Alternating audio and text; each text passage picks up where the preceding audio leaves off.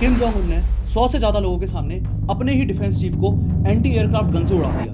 What's going on in North Korea should always be treated with huge skepticism. Potty potty everywhere. जितनी ज्यादा पोटी करोगे उतना ही सरदार खुश होगा और उतनी ही ज्यादा शाबाशी होगी। कोई भी जोर से रो नहीं सकता, जोर से बात नहीं कर सकता, शॉपिंग नहीं कर सकता, डांस नहीं कर सकता और अल्कोहल भी नहीं पी सकता। बच्चे दो ही अच्छे। ना ना ना ना ना। अगर नॉर्थ कोरिया में ट्रिपलेट्स पैदा होने वाले हो तो सरकार इसे इतना ज्यादा गुड लक मानती है कि उन्हें अपनी मां से छीन लेती है।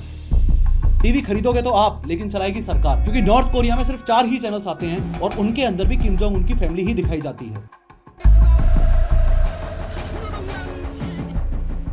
2019 में ओ चोंग सोंग अपनी जीप भगाता हुआ मिलिट्री चेक पॉइंट को क्रॉस कर देता है और बॉर्डर की तरफ बढ़ने लगता है। तभी इसकी जीप का टायर अचानक से फट जाता है और आज की इस वीडियो में दुनिया के सबसे खतरनाक डिक्टेटर किम जोंग उन के द्वारा खुद की ही कंट्री के सिटीजन्स के लिए बनाए गए क्रेजी लॉज को देखेंगे।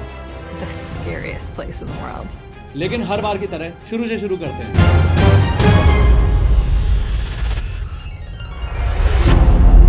Rule number 1, the portrait punishments. North Korea में रहने वाले लोगों के लिए ये मैंडेटरी है कि वो अपने घरों में अपने लीडर की इस तरह से पोर्ट्रेट्स लगाएं। ऐसा ना करने पर वहां के लोगों को जेल या फिर डेथ पेनल्टी यानी कि मौत की सजा तक सुनाई जा सकती है। कोविड-19 आने से जस्ट पहले 9 जनवरी 2020 को एक ऐसा ही केस हुआ जब 2 बच्चों की मां अपने घर से बाहर थी और पीछे से उनके घर में आग लग गई। घर से उठता हुआ धुआं दिखने पर मां ने भागकर जैसे तैसे अपने दोनों बच्चों को तो बचा लिया, लेकिन वो इन डिक्टेटर्स के पोर्ट्रेट्स को बचाना भूल गई। नॉर्थ कोरिया में इसे एक पॉलिटिकल क्राइम माना गया और उस महिला को जेल हुई। इस बात को भी नोट करना कि ये पोर्ट्रेट्स दीवार पर जहां भी लगे हों, ये हाईएस्ट पोजीशन पर प्लेस्ड होने चाहिए। जैसे इस रियल इमेज में आप देख सकते हो कि पोर्ट्रेट्स इस दीवार के सबसे टॉप पर लगे हुए हैं। अगर पोर्ट्रेट्स के ऊपर कोई और पेंटिंग, सर्टिफिकेट या डेकोरेशन आइटम लगा दिया तो भी गए। Time to time North Korea की पुलिस हर घर में जाकर रेड मारती है और ये भी चेक करती है कि ये पोर्ट्रेट्स गंदे तो नहीं हो रखे, कोई भी धूल मिट्टी नहीं लगी होनी चाहिए। और तो और इन पोर्ट्रेट्स की सफाई भी आप अपने घर के किसी रैंडम कपड़े से नहीं कर सकते। नॉर्थ कोरियन गवर्नमेंट सभी को एक स्पेशल व्हाइट क्लॉथ प्रोवाइड करती है जो सिर्फ इन पोर्ट्रेट्स की सफाई के लिए ही होता है।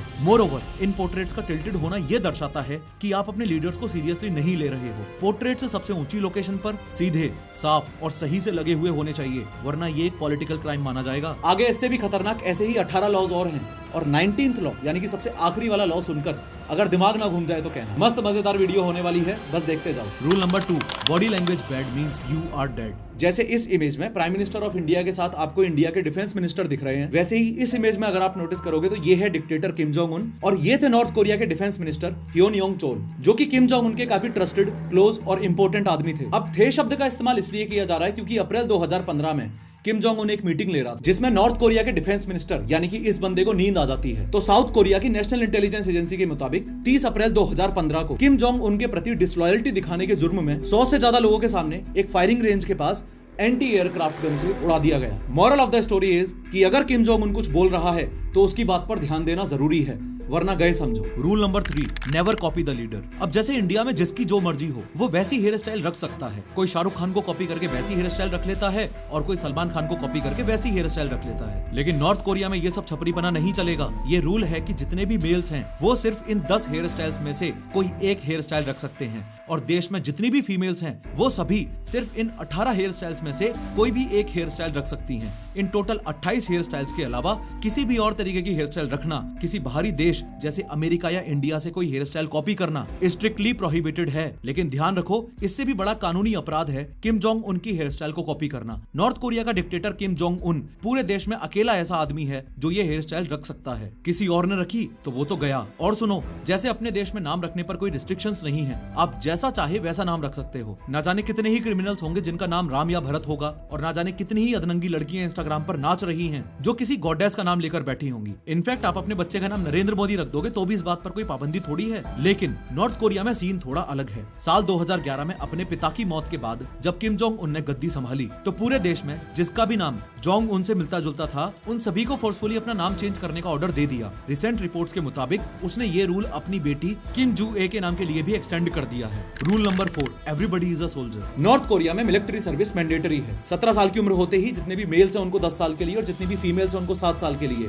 मिलिट्री में जाना और अपनी कंट्री को सर्व करना मैंडेटरी है। छोटी हाइट, विकलांगता या स्टडीज में खतरनाक तेज होने पर कुछ एक्सेप्शंस जरूर हैं, लेकिन ऑलमोस्ट सभी को मिलिट्री में जाकर अपने देश की सेवा तो करनी ही पड़ती है। नॉर्थ कोरिया की ideology United states of America की आइडियोलॉजी से एकदम अपोजिट है। उसके अलावा इस बात को भी नोटिस करो कि अभी हाल फिलहाल में यूएस इलेक्शंस के चक्कर में क्रिप्टो अपने ऑल टाइम हाई पर पहुंच चुका है और एक्सपर्ट्स का यह मानना है कि यह ट्रेंड और भी ज्यादा ऊपर जा सकता है। तो अब सवाल यह है कि अगर आप क्रिप्टो में इन्वेस्ट करना चाहते हो तो कौन सा प्लेटफॉर्म सबसे सेफ और सिक्योर है? इंडिया का one of the largest crypto exchange CoinSwitch इस प्रॉब्लम का बेस्ट पॉसिबल सॉल्यूशन है। CoinSwitch पर आप क्रिप्टो फ्यूचर्स ट्रेड कर सकते हो, जहां आपको मिलेगी लोएस्ट फीस, 350 प्लस कॉन्ट्रैक्ट्स का एक्सेस और अप टू 25 टाइम्स लेवरेज। मतलब अगर आपके पास 1000 रुपए हैं तो आप इफेक्टिवली 25,000 रुपए के साथ ट्रेड कर सकते हो। इसके अलावा न्यू ट्रेडर्स के लिए तो एक और ऑफर है। फर्स्ट 15 डेज के लिए आपको मिलेगा 100% फी रिबेट। हो सकता है आप सोच रहे हो कि क्या CoinSwitch पर ट्रस्ट किया जा सकता है? CoinSwitch financial intelligence unit of India से रिकॉग्नाइज्ड है और इस प्लेटफॉर्म पर 20 मिलियन से ज्यादा लोग भरोसा करते हैं। On CoinSwitch they also maintain proof of reserves. Proof of reserves का मतलब है कि CoinSwitch ये प्रूफ दिखाता है कि उनके पास यूजर्स के फंड्स जितना क्रिप्टो सेफली मौजूद है, ताकि सबका पैसा सेफ रहे। मोरओवर अभी CoinSwitch दे रहा है 1% कैशबैक और 0 ट्रेडिंग फीस पहले 30 दिनों के लिए। लिंक मैंने पिन कमेंट और डिस्क्रिप्शन में दे दी है, अभी डाउनलोड करो CoinSwitch को। Rule number 5, everybody is a criminal. North Korea का दिल दहला देने वाला एक बहुत ही फेमस रूल है 3 generation rule. For example, India में अगर कोई क्राइम कर देता है तो उस क्राइम की सजा सिर्फ उस इंसान को मिलती है। ऐसा थोड़ी होता है कि जिसने क्राइम किया है पनिशमेंट देते वक्त उसके घर वालों को भी साथ में लपेट दो। लेकिन नॉर्थ कोरिया में मामला अलग है। क्राइम रेट को कम करने के लिए और पब्लिक में एक एग्जाम्पल सेट करने के लिए नॉर्थ कोरियन गवर्नमेंट ने एक ऐसा नियम बना रखा है जिसे बोला जाता है 3 जनरेशन रूल। सपोज करो किसी की फैमिली में 3 लोग हैं। सबसे ऊपर दादा यानी कि X, उसका बेटा यानी कि Y और उसका भी बेटा यानी कि Z। अब अगर बीच वाले ने यानी कि Y ने कोई अपराध किया तो सिर्फ Y को ही नहीं बल्कि X और Z को भी साथ में सजा होगी। इस रूल का सबसे हार्ट ब्रेकिंग पार्ट जो मुझे लगा वो ये है कि अगर किसी की 3rd जनरेशन यानी कि औलाद क्राइम से पहले पैदा ही नहीं हुई थी और जेल में ही पैदा हुई तो बेचारी उस औलाद को भी जेल में सड़ना पड़ेगा और वहीं सजा काटनी पड़ेगी। ये नॉर्थ कोरिया का डिक्टेटर नेक्स्ट लेवल सन की बंदा है। अगर इसका बस चले तो 3 जनरेशन रूल को लागू करने के लिए किसी क्रिमिनल पोते के मरे हुए दादा को भगवान के पास जाकर सजा देकर आ जाए। Rule number 6, you laugh you die. ये तगड़ा रूल है। जैसे इंडिया में हर साल 30 जनवरी को स्कूलों में गांधी जी को याद करते हुए 2 मिनट का मौन रखवाया जाता है, वैसे ही नॉर्थ कोरिया में उनके सुप्रीम लीडर की याद में दुख मनाया जाता है। बस दिक्कत ये है कि वो दुख 2 मिनट का नहीं बल्कि 14,400 मिनट का होता है, यानी कि टोटल 10 दिनों का दुख मनाया जाता है। वीडियो में आपको आगे कंफ्यूजन ना हो इसलिए यहाँ पर ही अच्छे से समझ लो। नॉर्थ कोरिया को जापान से आजादी मिलने के बाद अब तक कुल 3 लीडर्स रह चुके हैं। जो अभी फिलहाल है वो तो ये है किम जोंग उन, जो इससे पहले था यानी कि इसका पिता वो ये है किम जोंग इल और इसकी मृत्यु 2011 में हुई थी। इससे भी पहले इसका पिता और नॉर्थ कोरिया का सबसे पहला लीडर जो था वो था किम इल संग और इसकी मृत्यु 1994 में हुई थी। इस वीडियो में सबसे पहले जो मैंने आपको दीवार पर पोर्ट्रेट्स लगाने वाला रूल बताया था, उस रूल के अनुसार इन दोनों के यानी कि करंट डिक्टेटर किम जोंग उनके पिता और दादा के ही पोर्ट्रेट्स लगते हैं, क्योंकि ये किम जोंग उन तो अभी जिंदा है ही। खैर, अब you laugh you die rule के अकॉर्डिंग जब किम जोंग उनके दादा या पिता की डेथ एनिवर्सरी आती है तो 10 दिनों तक नॉर्थ कोरिया में कोई भी सिटीजन हंस नहीं सकता, कोई भी जोर से रो नहीं सकता, जोर से बात नहीं कर सकता, शॉपिंग नहीं कर सकता, डांस नहीं कर सकता और अल्कोहल भी नहीं पी सकता। इनफैक्ट अगर किसी का इन 10 दिनों में बर्थडे पड़ गया तो भी दुख ही मनाना है, नो सेलिब्रेशंस। और सबसे खतरनाक बात यह है कि अगर इन 10 दिनों में किसी के घर में कोई मर गया तो रोना भी अलाउड नहीं है, यहाँ तक कि अंतिम संस्कार भी नहीं कर सकते। 10 दिन पूरे हो जाएंगे उसके बाद ही फ्यूनरल होगा, तब तक बॉडी अपने पास ही रखो। Rule number 7, entry is band. जैसे इंडिया की नेशनल कैपिटल है न्यू दिल्ली, वैसे ही नॉर्थ कोरिया की जो नेशनल कैपिटल है वो है प्योंगयांग। अब जैसे अपने पूरे देश में कोई भी दिल्ली में जाना चाहे या फिर वहां रहना चाहे तो कोई भी जा सकता है, इसके लिए गवर्नमेंट की कोई स्पेशल परमिशन नहीं चाहिए होती है। लेकिन नॉर्थ कोरिया में नेशनल कैपिटल प्योंगयांग में आम जनता को जाना तो अलाउड है ही नहीं। अगर आपको प्योंगयांग में रहना है तो आपको स्पेशल परमिशन चाहिए, आपको डॉक्यूमेंट्स दिखाने पड़ेंगे कि आपको प्योंगयांग में रहने का गवर्नमेंट अप्रूवल मिला हुआ है। ऐसा इसलिए क्योंकि किम जोंग उन ये चाहता है कि कैपिटल सिटी में सिर्फ रिच, इन्फ्लुएंशियल और इलीट क्लास के लोग ही उसके आसपास रहें। Rule number 8, exit is band. जैसे इंडियन सिटीजन को कहीं बाहर घूमने जाना है या कहीं फॉरेन में स्टडी करने जाना है तो वो सब टोटली अलाउड है। हम परमिशन लेकर अपना देश छोड़कर बाहर जा सकते हैं, या फिर पढ़ाई के लिए किसी को किसी और देश में जाना हो तो वो भी बिना किसी दिक्कत के जा सकता है। पर नॉर्थ कोरिया में ऐसा नहीं है। नॉर्थ कोरिया में जो पैदा हुआ है वो नॉर्थ कोरिया में ही मरेगा। यहाँ पर अगर किसी बंदे ने देश छोड़कर भागने की कोशिश की और वो पकड़ा गया तो सीधा सीधा 3 जनरेशन रूल लग जाएगा। और अगर नॉर्थ कोरिया का कोई सिटीजन भागते हुए बॉर्डर वगैरह के आसपास उसको क्रॉस करते हुए पकड़ा गया तो सोल्जर्स उसे वहीं गोली मार देंगे। लेकिन कुछ रेयर केसेस ऐसे भी हैं जिसमें लोग नॉर्थ कोरिया को छोड़ के भागने में सक्सेसफुल हुए हैं। 1 साल पहले दिसंबर 2023 में ऐसा ही एक केस केस हुआ जिसमें किम नाम का एक बंदा तूफानी रात में समुद्र के रास्ते भागने का प्लान बनाता है। उसे पता था कि तूफानी रात है तो नॉर्थ कोरियन मिलिट्री वाले उस रात बहुत ज्यादा टाइट सिक्योरिटी के साथ तो होंगे नहीं, इसलिए अपनी प्रेग्नेंट वाइफ, अपनी माँ, अपने भाई की पूरी फैमिली और लोटे में अपनी बाप की अस्थियां लिए सारी प्लानिंग कर लेता है। चूंकि ये बंदा सेलर था तो प्लानिंग सॉलिड थी और अकॉर्डिंग टू प्लान अपने भाई के बच्चों को नींद की दवा देकर बोरी में पैक कर लेता है। सारे मेल्स हाथों में तलवार ले लेते हैं और सारी फीमेल्स अपनी बॉडी पर जहर लगा लेती हैं और जहर कैरी भी कर लेती हैं ताकि नॉर्थ कोरियन मिलिट्री वाले मिले तो उनका ये लोग सामना कर सकें। लेकिन इन लोगों की किस्मत और प्लानिंग इतनी सॉलिड थी कि तूफान की वजह से समंदर में कोई मिला ही नहीं और ये लोग सक्सेसफुली एस्केप भी कर गए। वो बात अलग है कि हर बार किस्मत इतनी अच्छी नहीं होती, जैसा कि आज से 5 साल पहले साल 2019 में ओ चोंग सोंग नाम के एक बंदे के साथ हुआ। देखो, ये है नॉर्थ कोरिया और ये है साउथ कोरिया। जैसे इंडिया और पाकिस्तान के रिलेशंस अच्छे नहीं हैं और बॉर्डर पर हमेशा ही तनाव रहता है, वैसे ही नॉर्थ कोरिया और साउथ कोरिया के रिलेशंस भी अच्छे नहीं हैं और इनके बॉर्डर पर हमेशा ही तनाव रहता है। नॉर्थ कोरिया और साउथ कोरिया के बॉर्डर पर ये जो रेड लाइन आपको दिख रही है, इसे ही 38th पैरेलल बोला जाता है और इस रेड लाइन के 2 किलोमीटर इधर और 2 किलोमीटर उधर ये जितना भी येलो कलर का जोन आपको दिख रहा है, इसे ही DMZ यानी कि डीमिलिटराइज्ड जोन बोला जाता है। यानी कि एक ऐसा एरिया जिसमें नॉर्थ कोरिया और साउथ कोरिया वाले किसी भी प्रकार की मिलिट्री एक्टिविटीज जैसे फायरिंग एक्सेट्रा नहीं कर सकते। तो ये जो बंदा है ओ चोंग सोंग, ये नॉर्थ कोरिया छोड़ के भागने के पर्पज से अपनी जीप भगाता हुआ लाता है और नॉर्थ कोरिया के मिलिट्री चेक पॉइंट को क्रॉस करता हुआ DMZ में घुसकर साउथ कोरिया में एंटर करने का अटेम्प्ट मारता है। बदकिस्मती से इसकी जीप का टायर निकल जाता है और गाड़ी भिड़ जाती है। अब अगर ये वैसे भी वहां रुकता तो सोल्जर्स इस पर फायरिंग करते और इसे मार देते, तो ये जीप से उतरकर भागना शुरू कर देता है। साउथ कोरिया की तरफ भागते भागते इसे नॉर्थ कोरियन सोल्जर्स की गोलियां भी लगती हैं, लेकिन फिर भी ये भागता रहता है और एंड में साउथ कोरियन सोल्जर्स इसे अपनी तरफ खींच लेते हैं और ये बच जाता है। कोरियन वॉर से लेकर आज तक टोटल 30,000 से ज्यादा लोग नॉर्थ कोरिया छोड़ के भाग चुके हैं और ये ओ चोंग सोंग का केस भी उनमें से ही एक रेयर सक्सेसफुल केस है। अगर आप YouTube पर ऑटो वॉम्बियर सर्च करोगे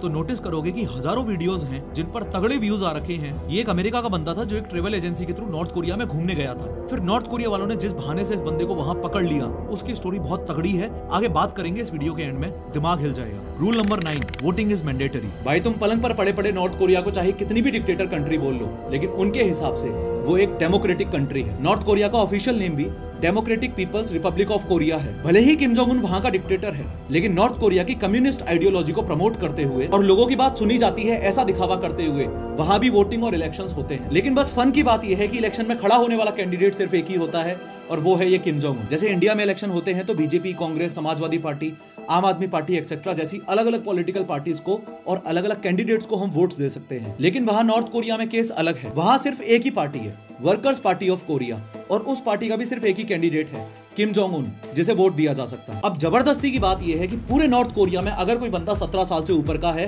तो उसे वोट करना मैंडेटरी है। नॉर्थ कोरिया के सिटीजन्स को यह भी पता है कि अगर वोट नहीं दिया तो निपटवा देगा। इसी वजह से नॉर्थ कोरिया में हमेशा ही 100% वोटर टर्नआउट रहता है और 100% वोट्स भी किम जोंग उनको ही जाते हैं। Rule number 10, Bible is a way to God. अब जैसे कोई भी देश हो उसका एक मेजर रिलीजन होता है। जैसे इंडिया में हिंदुइज्म एक मेजर रिलीजन है, लेकिन साथ के साथ अगर कोई बंदा किसी और रिलीजन को प्रैक्टिस करना चाहे तो उसकी भी छूट है। सिमिलरली अमेरिका में क्रिश्चियनिटी एक मेजर रिलीजन है, उसके अलावा अगर अलग अलग लोग अलग अलग धर्म अपनाना चाहते हैं तो उसकी भी छूट है। लेकिन अगर बात की जाए नॉर्थ कोरिया की तो वहां पर कोई भी धर्म नहीं है, सिर्फ किम जोंग उनकी फैमिली ही सब कुछ है, वो ही वहां के भगवान है। इसलिए नॉर्थ कोरियन गवर्नमेंट वहां पर एथिज्म प्रमोट करती है, यानी कि नास्तिकता प्रमोट करती है। इसलिए सिंपल सा नियम है कि अगर कोई भी वहां पर बाइबल या फिर किसी और धर्म की पुस्तक के साथ मिला तो या तो उसे मरवा देंगे या फिर उसे जेल में डाल देंगे। एक ऐसा केस हुआ भी था जब नॉर्थ कोरिया में क्रिश्चियन वुमेन बाइबल बांटती हुई पकड़ी गई थी। पहले तो उसे अरेस्ट कर लिया और फिर उसे एग्जीक्यूट कर दिया। सिमिलरली जेफरी फॉल नाम का एक अमेरिकन सिटीजन जो नॉर्थ कोरिया में घूमने गया था, उसे अरेस्ट करके 5 महीने की जेल में डाल दिया गया था, और वो भी सिर्फ इस वजह से क्योंकि उसने नॉर्थ कोरिया के जिस रेस्टोरेंट में खाना खाया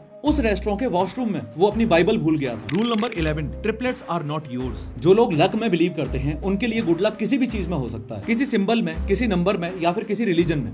लेकिन नॉर्थ कोरियंस के लिए गुड लक ट्रिपलेट्स में माना जाता है। इसलिए जब भी किसी घर में ट्रिपलेट्स पैदा होते हैं तो उन्हें ऑटोमेटिकली किम जोंग उनकी सरकार द्वारा उनके पेरेंट्स से छीन लिया जाता है। यानी कि नॉर्थ कोरिया में ट्रिपलेट्स पैदा होते ही उनकी फैमिली से उन्हें फोर्सफुली अलग कर दिया जाता है और स्टेट ओन्ड ऑर्फनेजेस में बड़ा किया जाता है। इनफैक्ट डिलीवरी से जस्ट पहले ही बच्चों की मां को प्योंगयांग में बुला लिया जाता है ताकि जन्म देते वक्त और जन्म के बाद मदर और ट्रिपलेट्स दोनों की ही अच्छे से केयर हो सके। पैदा होने के बाद से लेकर 4 साल की उम्र तक ट्रिपलेट्स को वहीं प्योंगयांग में रोक लिया जाता है और बच्चों के पेरेंट्स को वापस अपने अपने गांव या शहर भेज दिया जाता है। बच्चों के बदले पेरेंट्स को सरकार गिफ्ट भी देती है, जैसे गोल्ड रिंग्स फॉर गर्ल्स और सिल्वर नाइफ फॉर बॉयज। हालांकि ट्रिपलेट्स को लकी मानना इस कहानी का एक पहलू है। और दूसरा पहलू ये भी है कि किम जोंग उनके बाप यानी कि किम जोंग इल को ये डर था और वो ये मानता था कि अगर कोई उससे सत्ता छीन सकता है तो वो कोई ट्रिपलेट ही होगा। इसलिए भले ही गवर्नमेंट ये रीजन देती रही कि ट्रिपलेट्स उनके लिए लकी हैं या फिर पेरेंट्स का बोझ कम करने के लिए वो ट्रिपलेट्स को 4 साल तक पालते हैं, लोग क्लियरली ये मानते हैं कि स्टार्टिंग के 4 सालों में ट्रिपलेट्स यानी कि उन बच्चों का बॉन्ड अपने पेरेंट्स और अपनी फैमिली से तोड़ा जाता है और उनको यह सिखाया जाता है कि किम जोंग उनकी फैमिली ही सब कुछ है, वो ही उनके भगवान हैं, उनके ही ऑर्डर मानने हैं। Rule number 12, take permission first. North Korea में सिर्फ प्योंगयांग ही नहीं, एक सिटी से दूसरी सिटी में जाने के लिए भी परमिशन चाहिए। जैसे इंडिया में अगर कोई अहमदाबाद में रहता है तो क्या उसे वहां से लखनऊ जाने के लिए कोई स्पेशल परमिशन चाहिए? Obviously no. लेकिन नॉर्थ कोरिया में अगर आपको एक सिटी से दूसरी सिटी में जाना है तो आपके पास परमिशन के डॉक्यूमेंट्स होने चाहिए, सिर्फ उसी केस में आपको ट्रेवलिंग अलाउ की जाएगी। Rule number 13, television. What's that? पहली बात तो ये कि इंपोर्ट एक्सपोर्ट पर इतने ज्यादा रिस्ट्रिक्शंस होने की वजह से और ग्लोबल इकोनॉमी का हिस्सा ना होने की वजह से आज नॉर्थ कोरिया की इकोनॉमिक कंडीशन इतनी बुरी हो चुकी है कि लो टीयर लोग तो वहाँ भुखमरी से मर रहे हैं। उसके अलावा टीवी, फ्रिज, वॉशिंग मशीन और बाइसिकल जैसी बेसिक नीड तक लोग पूरी नहीं कर पा रहे हैं। ऊपर से जिनके घरों में टीवी है भी, वो लोग इस बात से परेशान हैं कि नॉर्थ कोरिया में टीवी में सिर्फ 4 ही चैनल्स आते हैं और वो 4 चैनल्स भी सारे स्टेट ओन्ड हैं। ऐसे चैनल्स जिनमें कंटिन्यूअसली किम जोंग उनके कामों की भड़ाई की जाती है और किम फैमिली को बार बार गॉड के रूप में ब्रॉडकास्ट किया जाता है। नॉर्थ कोरिया के मैक्सिमम लोगों को 1% भी अंदाजा नहीं है कि बाहर की दुनिया में कब, कहां और कैसे क्या हो रहा है। हालांकि कुछ लोग फिर भी जुगाड़ करके सीक्रेटली बाहर की मूवीज और वेब सीरीज देख लेते हैं, जैसा कि इस महिला ने बताया जो नॉर्थ कोरिया छोड़ के अमेरिका भाग गई थी। So they gave you American movies in North Korea? They don't give me, but I secretly watch it at home. There's like USB thumb driver. Yeah, they put in there.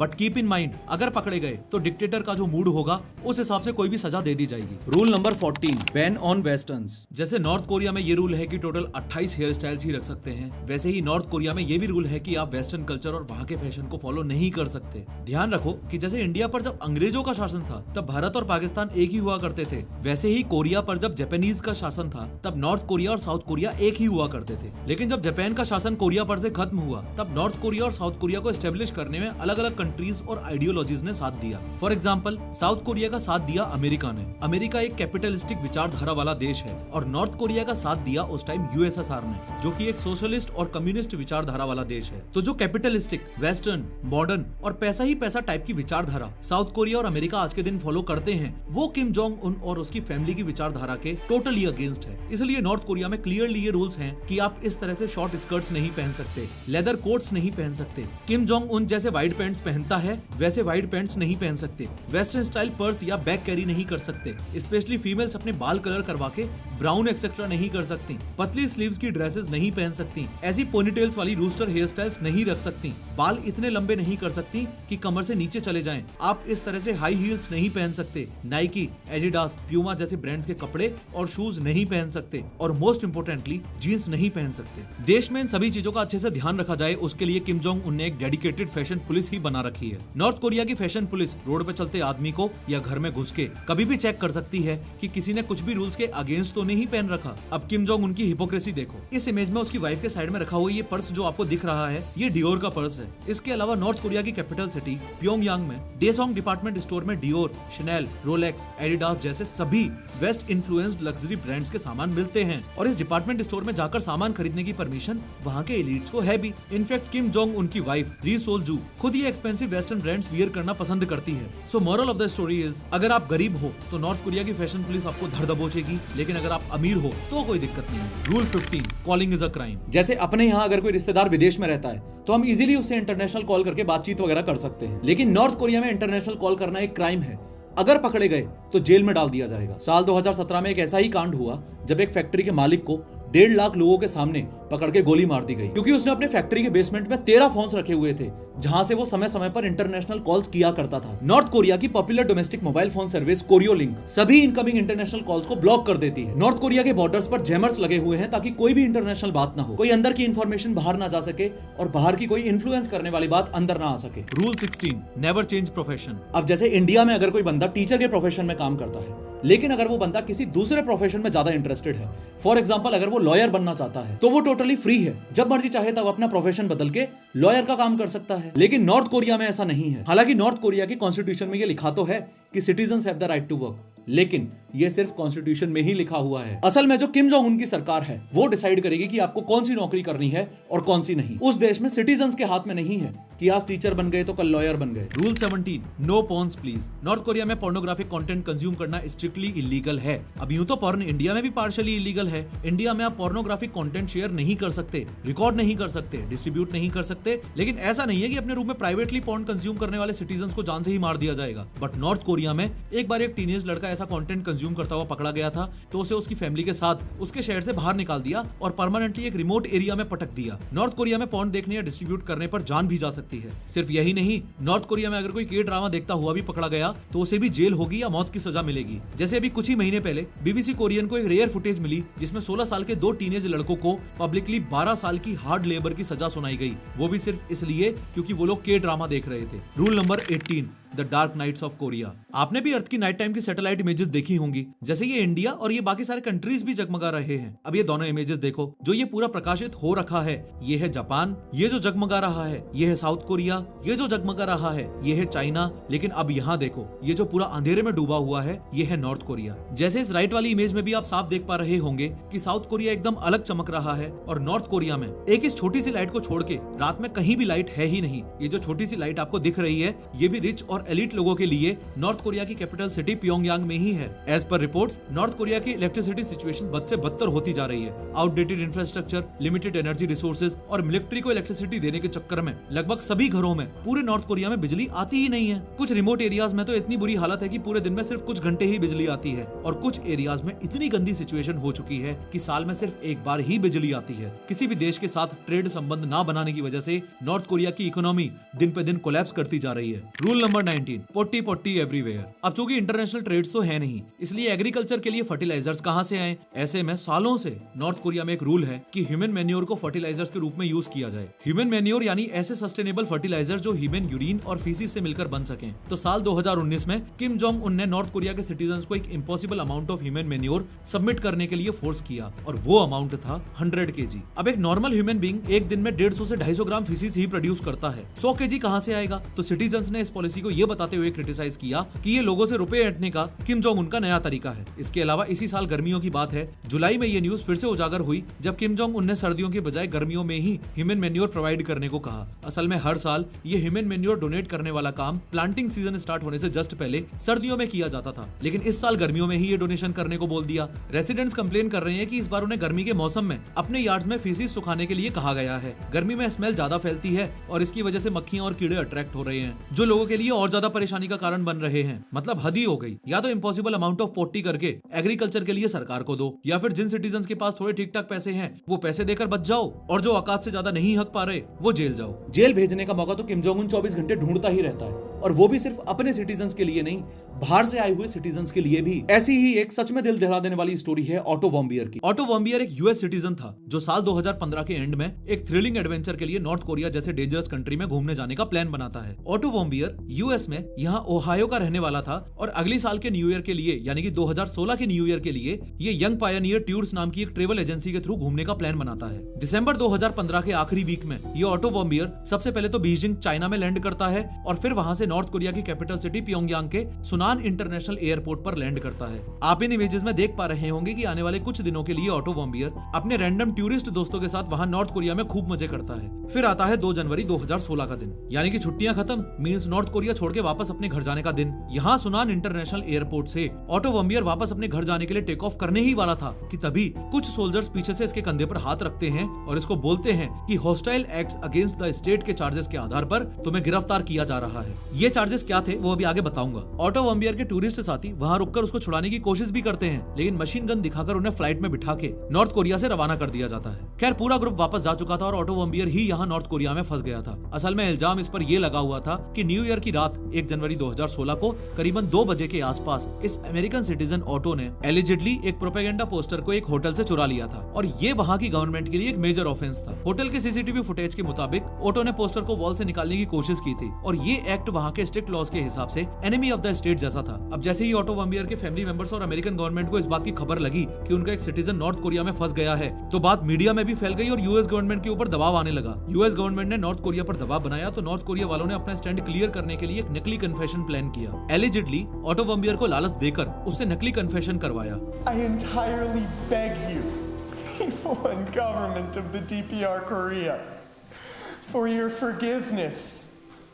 Please, I have made the worst mistake of my life. अभी अभी आपने देखा कि कैसे auto झुक झुक कर माफी मांग रहा है और अपनी गलती मान रहा है, लेकिन कन्फेशन के कुछ दिनों बाद ही किम जोंग उन ने उस बंदे को 15 साल की हार्ड लेबर पनिशमेंट की जेल की सजा सुना दी। अभी ये मुद्दा हद से ज्यादा मीडिया में फैल गया। ओबामा और ट्रंप ने अपनी तरफ से खूब जोर लगाया, लेकिन फिर भी नॉर्थ कोरिया ऑटो वॉम्बियर को छोड़ने के लिए रेडी था ही नहीं। काफी कोशिशों के बाद 15 महीनों की कड़ी जेल और डेडली पनिशमेंट्स के बाद ऑटो वॉम्बियर को नॉर्थ कोरिया वालों ने रिहा किया। और आप इमेज में देख पा रहे होंगे कि उस समय इसकी कंडीशन कैसी थी। नॉर्थ कोरिया वालों ने जब इसे छोड़ा तो ये कोमा में था, बेचारे को अधमरा करके ही वहां से भेजा था। ऑटो वॉम्बियर को पहले से ही खतरनाक ब्रेन इंजरीज थी, जिनकी वजह से नॉर्थ कोरिया के रिहा करने के ठीक 6 दिन बाद ऑटो वॉम्बियर की मौत हो गई। इस बंदे की मौत की वजह से नॉर्थ कोरिया और अमेरिका के रिलेशंस पूरी तरह से खराब हो गए और नॉर्थ कोरिया ने अपनी तरफ से ये स्टेटमेंट देकर पल्ला झाड़ लिया कि हमने तो ऑटो वॉम्बियर को सही सलामती भेजा था, अमेरिका वालों के पास जाकर मरा है वो। सबका अपना अपना ड्रामा चल रहा था, लेकिन असल में अगर किसी ने कुछ खोया तो वो है ये सिंडी वॉम्बियर और फ्रेड वॉम्बियर, यानी कि ऑटो वॉम्बियर के पेरेंट्स, जिन्होंने इस पॉलिटिक्स के चलते अपना लाडला खो दिया। पॉलिटिक्स शब्द यहाँ इसलिए यूज कर रहा हूँ क्योंकि बाद में इन्वेस्टिगेशंस हुए तो पता चला कि नॉर्थ कोरिया ने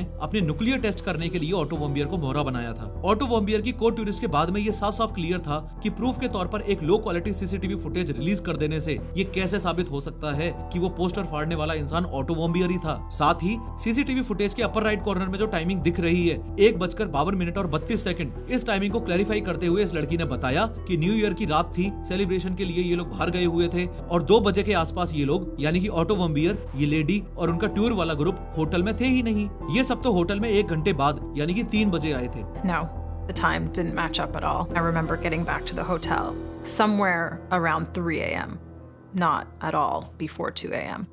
ये बात भी सच है कि ऑटो वॉम्बियर को अरेस्ट करने के जस्ट 3 दिन बाद ही किम जोंग उन ने न्यूक्लियर मिसाइल टेस्ट किए थे और ताकि कोई देश अपना मुंह ना खोल पाए उसके लिए दाव पर लगा रखा था इस ऑटो वॉम्बियर को। अभी बीच में आपने न्यूज में सुना होगा कि नॉर्थ कोरिया और साउथ कोरिया के बीच में टेंशंस थोड़े बढ़ गए हैं। नॉर्थ कोरिया और साउथ कोरिया में एग्जैक्ट वैसे ही रिलेशंस हैं जैसे इंडिया और पाकिस्तान में। ये तो किम जोंग उनके अलावा किसी को भी नहीं पता कि नॉर्थ कोरिया और साउथ कोरिया के बीच में वॉर कब होगा, लेकिन साउथ कोरिया को उंगली करने का मौका किम जोंग उन कभी भी नहीं छोड़ता। हाल ही की बात ले लो, ये इमेज में आपको गुब्बारे दिख रहे हैं, इन गुब्बारों के नीचे भाई साहब ने कचरा बंधवा दिया है। अब ऐसे हजारों ट्रैश बैलून्स का इस्तेमाल करके नॉर्थ कोरिया वाले साउथ कोरिया वालों पर ये कचरा फेंक रहे हैं।